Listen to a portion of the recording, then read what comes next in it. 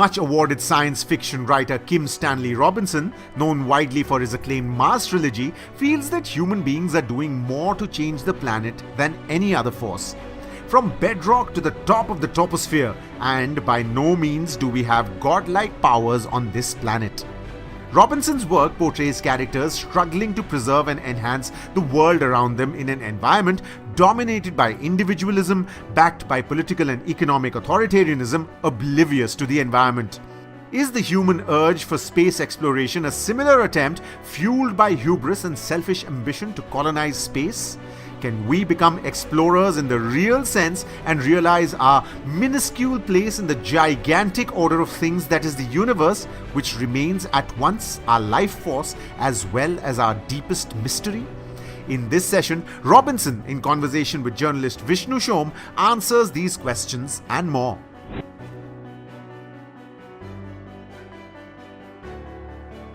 Be inspired. Finding our place in the universe. Human impulse for exploration. Kim Stanley Robinson in conversation with Vishnu Som. Kim Stanley Robinson is an American science fiction writer.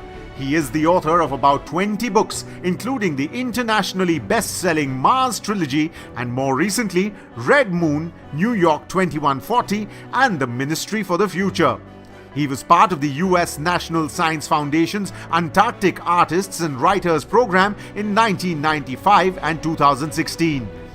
His work has been translated into 25 languages and won awards including the Hugo, Nebula, and World Fantasy Awards. In 2016, asteroid 72432 was named Kim Robinson. Vishnu Som is the executive editor of the NDTV Group. A veteran anchor with more than 8,000 hours of live broadcast experience, he anchors the flagship program Left, Right and Center at 9 p.m. on NDTV 24/7. He is a Ramnath Goenka award-winning journalist whose work has been recognized by the Commonwealth Broadcast Awards.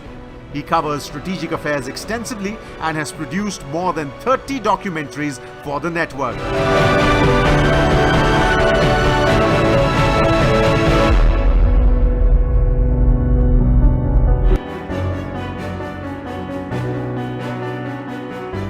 But Mr. Robinson, I must ask you about some of the ideas which appeal to you most in terms of human exploration of space. What is it that you seek to learn about when you look at present technology experiments, options of different planets, or of what various satellites are trying to achieve, or of what various rovers are trying to achieve in our solar system to start with? What is that one mission or two missions which really gets your curiosity going? Curiosity being quite an interesting term to use. Well, thank you for that. I would love to see the exploration of the other planets expanded robotically. In other words, landing on the moons of Jupiter, landing on the moons of Saturn, checking them out, getting something that can survive the surface of Venus, going to Mercury again.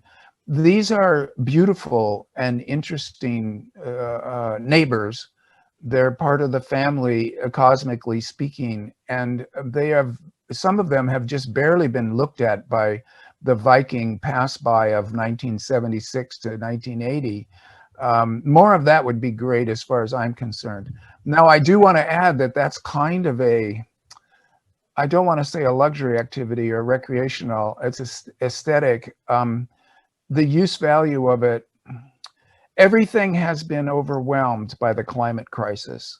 So when I speak of these things that I think would be lovely to do, they are all overshadowed by the dangers of the climate crisis. And I think that they're an activity that will be enjoyed by a people a century from now, that is when it would be appropriate to, when we've come in balance with this biosphere, then we can begin to enjoy our neighbors in full. And right now, it's like if your hotel is on fire, you are not really that concerned with the artwork down in the lobby. The hotel's on fire. You've got to put it out.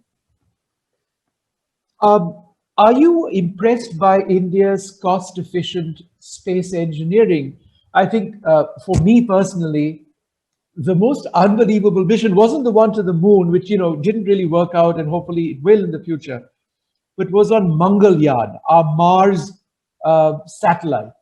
And the fact that we never had a robot, I beg your pardon, the fact that we never had a rocket which could actually take this anywhere close to Mars, so we had to slingshot the satellite around the Earth, inject it. It flew for several months, and then getting, or developing the engines to restart automatically at the right time, despite the temperatures, and then making this thing work in exactly the correct orbit, delivering stunning pictures, and this entire project costing less than a Hollywood film was, something we felt incredibly proud about.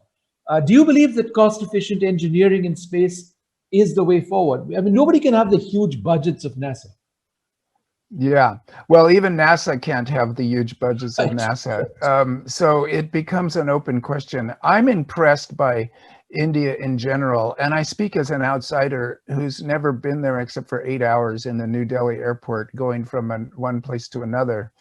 But I've been reading a lot. I've been watching a lot. And as an outsider, what you see is one of the great civilizations and 1 billion people living on a big but not gigantic a piece of land and running one of the more complex civilizations on the planet, cultures. I mean, every culture is complex, but India, as you must admit, is more complex than any of them, having to do with history, culture, language, and the syncretism of taking in the rest of the world and incorporating it into Indian reality, which has been going on forever.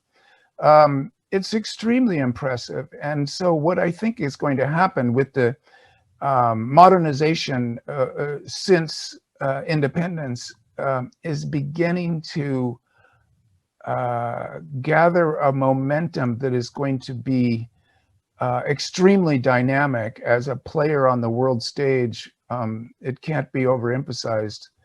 And without being able to understand it, because I feel that as an outsider, it's extremely hard to get a grasp of the realities there. I can still say that it's really impressive, and it's going to be interesting to see what happens in this century. Firstly, the entry of private players into space. At the moment, it seems to be a great joyride to many. If you have the bucks, you can see Earth and you can see space like nobody else has. I mean, who aren't astronauts. Do you see that moving to something far more significant than perhaps resupplying the International Space Station to organizations outside national organizations like NASA having a real say in deep space exploration? It's a good question.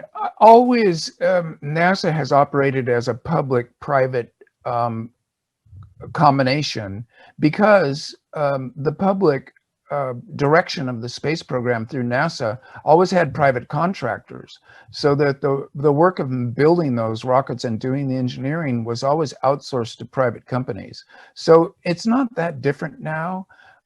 It gets more attention because it's been because of the celebrity culture of our time on the internet.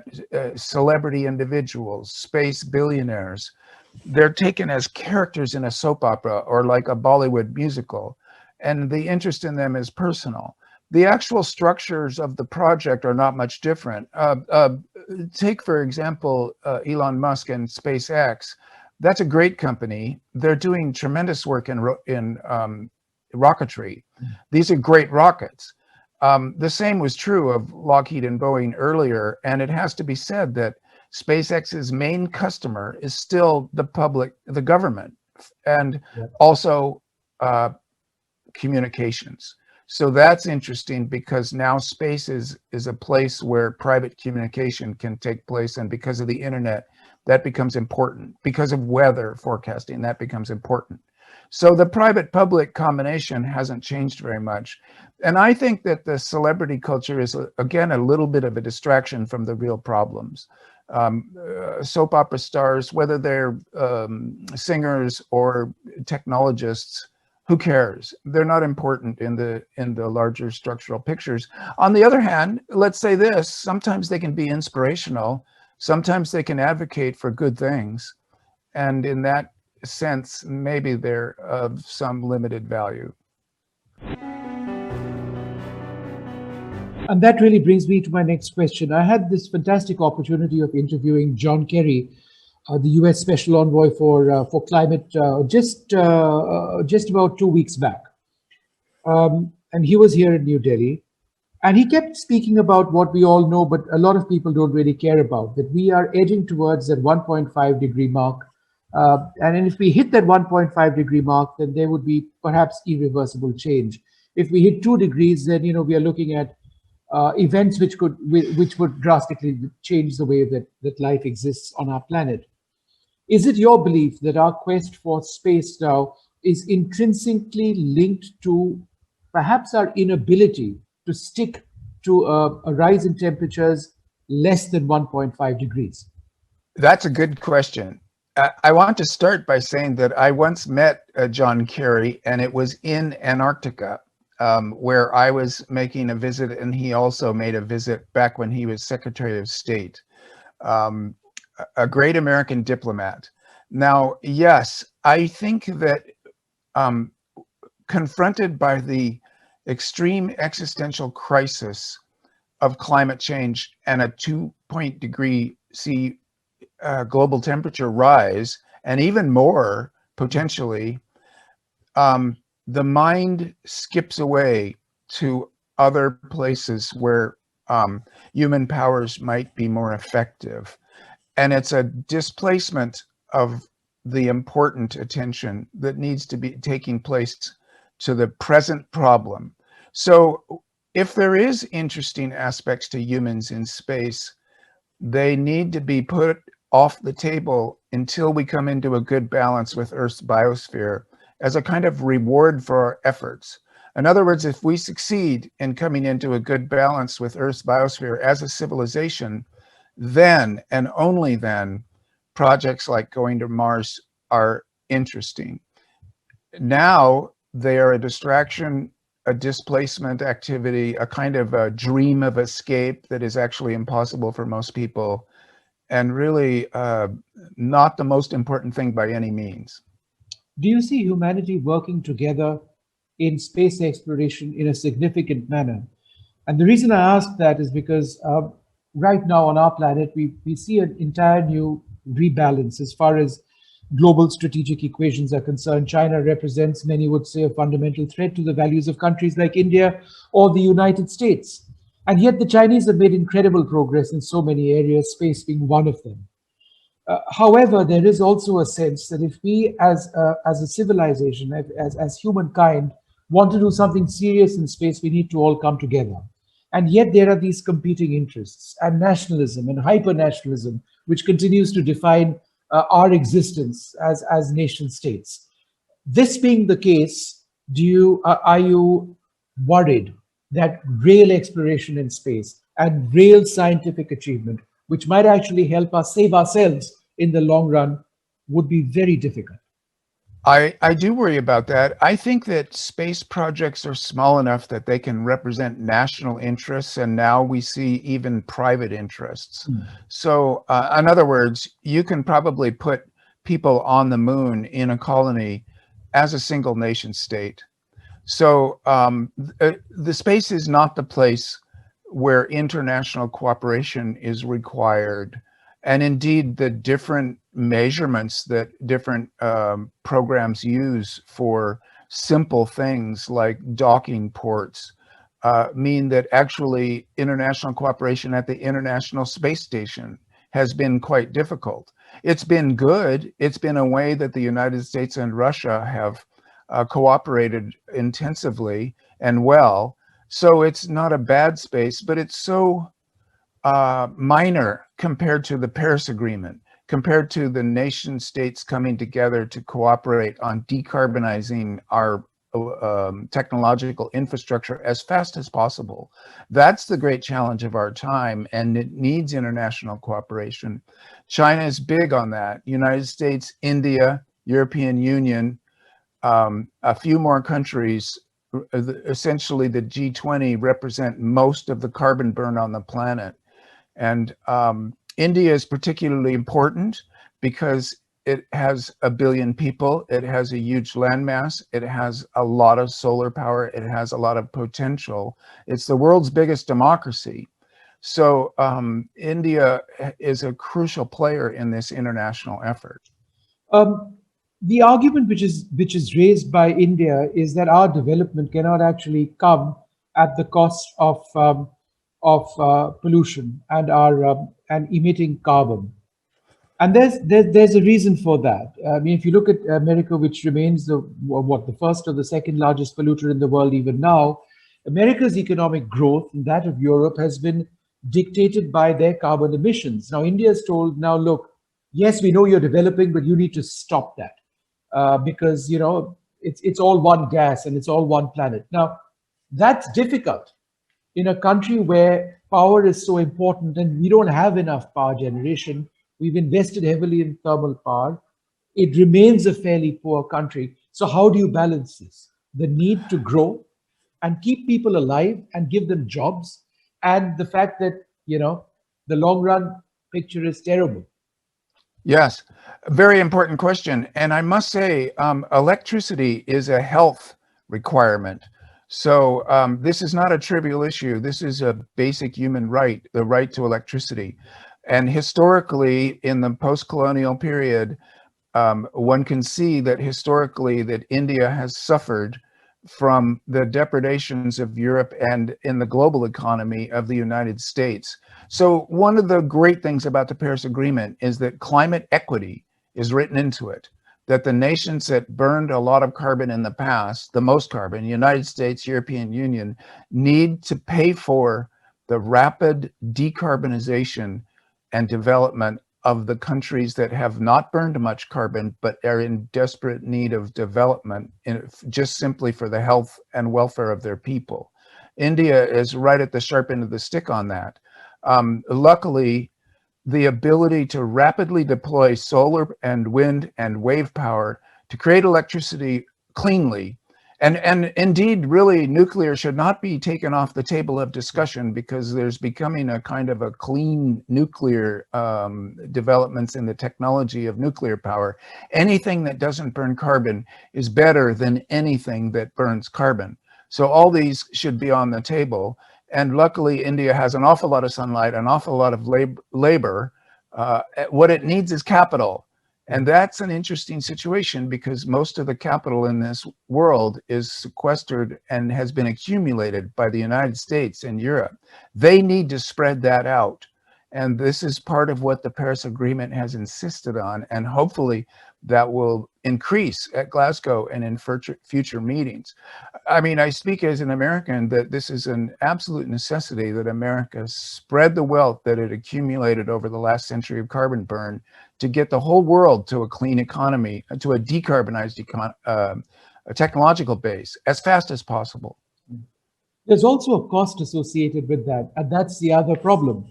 That a lot of these technologies actually exist, but replicating them in other countries economically becomes very, very difficult. For example, the widespread use of hydrogen in powering vehicles, e-hydrogen as it's known, it's all technology we've known for a while, but it's difficult to sustain economically. It's difficult to purchase. Is that cost factor, which decides everything else on our planet, going to be, again, a huge problem, which we need to overcome? Because we've been talking about this for a while. If we price things and regard costs in the way that we have in neoliberal capitalism for the last 40 years, for the last 200 years, we are doomed. Decarbonizing our technological base rapidly is not a profit-making enterprise. Therefore, private wealth will not invest in it, and we are doomed to a destroyed planet. What I'm calling for, what I think is obvious to everybody, is we need a new political economy where the central banks of all the big countries, and indeed there is an organization called the Network for Greening the Financial System, 89 of the biggest central banks, including India, United States, and every one of the big central banks, trying to figure out how to pay for doing the good work rapidly, because it isn't profit making. And in the system that we are in right now, we won't pay ourselves to do the good work. So it comes down to quantitative easing, as we saw in 2008 and 2020 in the pandemic. Quantitative easing has been shown to work. This is the central banks making up new money from nothing. It has to be the big central banks so that you trust that money. And then they call it carbon quantitative easing, precisely because the creation of the new money needs to be spent on decarbonization first, not just given to private banks to make their usual stupid gambling bets.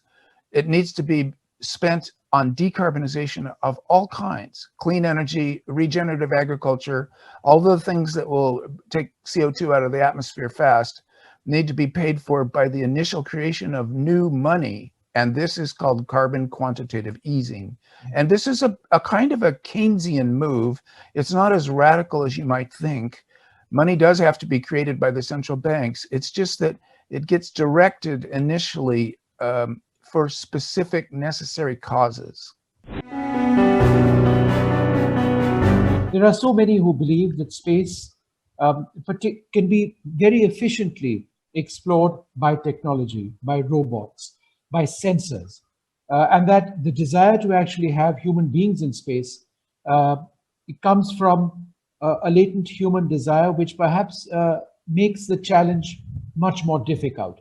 Would you agree that human beings don't necessarily need to be in space for space to be explored? I would agree with that, yes. I think the idea of humans in space came from the 1950s and even earlier. When it became possible, it was thought to be interesting. And at that point, it was a culture that perhaps believed that humans could live in rooms for their entire life and be supported by artificial biological life support systems that would keep them alive, and that they would be okay. They didn't know about the microbiome. They didn't know that 50% of the DNA in our bodies is not human DNA, and that in effect we're little communities like a forest. So I know that you in India with the Himalayas nearby might be aware of the concept of the death zone, that when you're climbing, you go above about 5,500 meters, above about 25,000 feet, you move into the death zone where you are slowly dying and you need to get to the top of your mountain and get back down. I want to suggest that the death zone extends up forever from 25,000 feet up into the cosmos, and that humans, when they go up there, will always be in a process of falling apart. So space is interesting, space is important, and human beings in space, going to the moon, going to the International Space Station, going to Mars, these are interesting places to visit. So I would not want to disparage the desire of humans to be in space, but it's of very limited value to civilization. That being the case, what would you actually like to see? Because perhaps the most fundamental technological impediment or hurdle we presently face is engine technology, rocket technology. We have great ideas and visions about traveling through space, perhaps at the speed of light, and that's what a lot of science fiction and great science fiction is all about.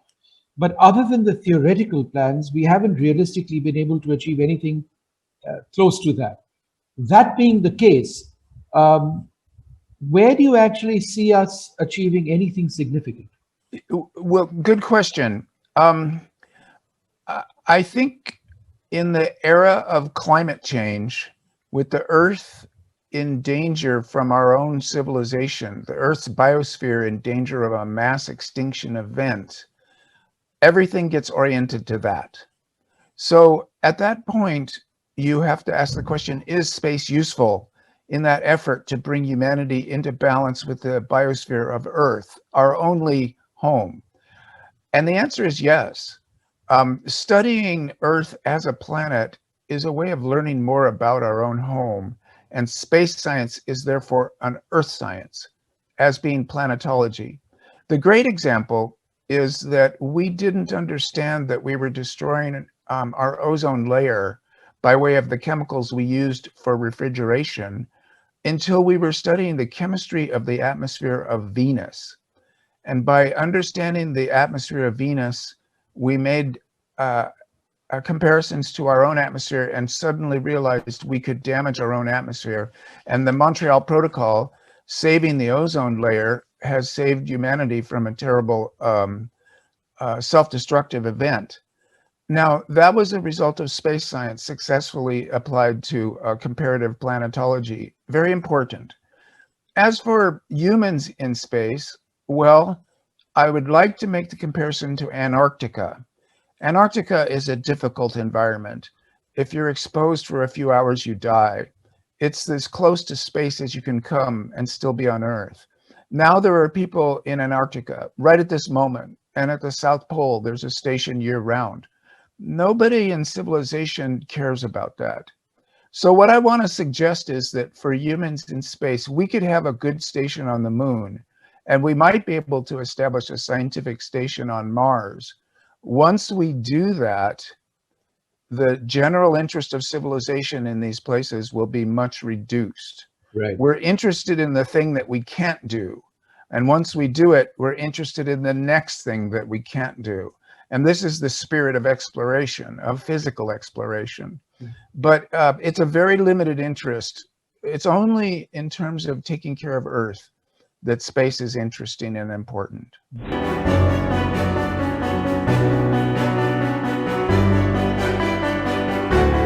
A final question.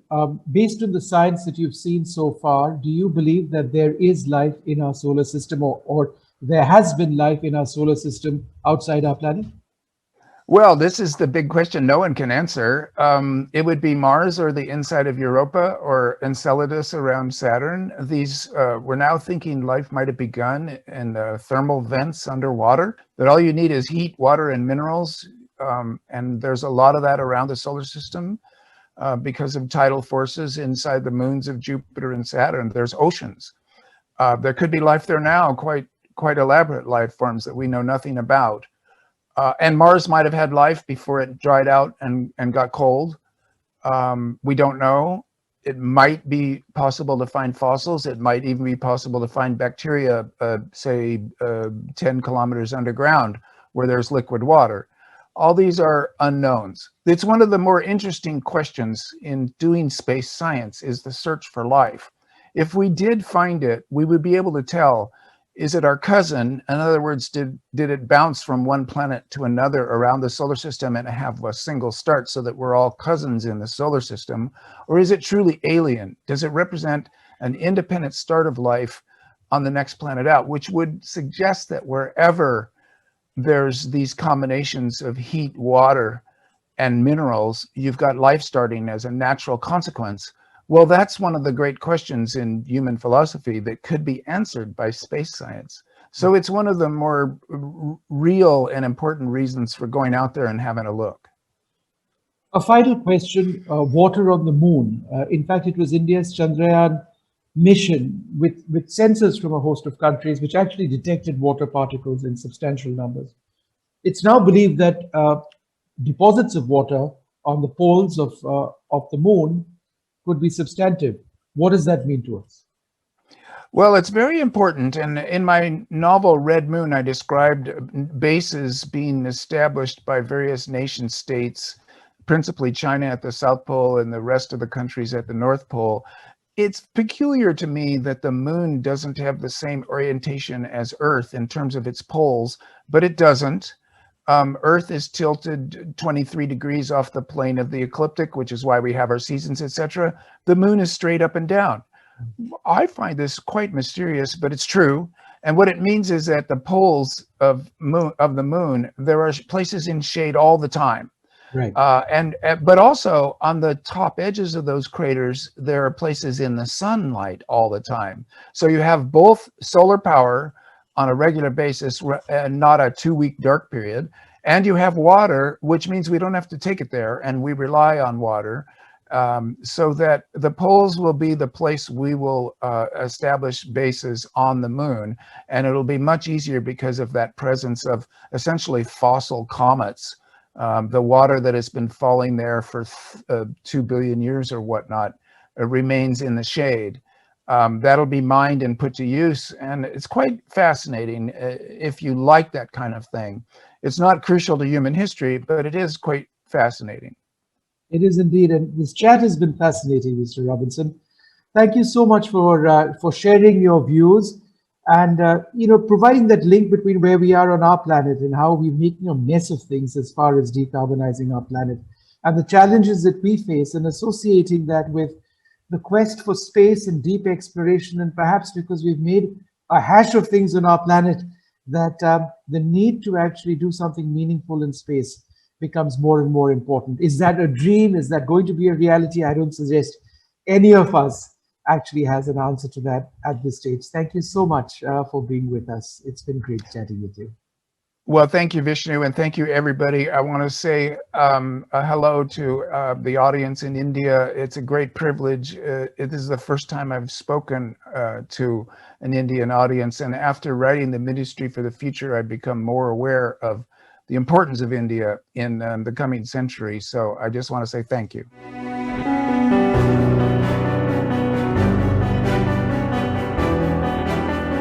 An innovation can change the world. All we need is passion, focus, and a desire to help. If you have an innovation that spans new thoughts across genres, please send it to us at whatever stage it is in. Our panel of experts will assess it and help propel it towards reality. The sky is your limit. Don't wait. Mail us your idea or innovative thought at beinspired@teamworkarts.com.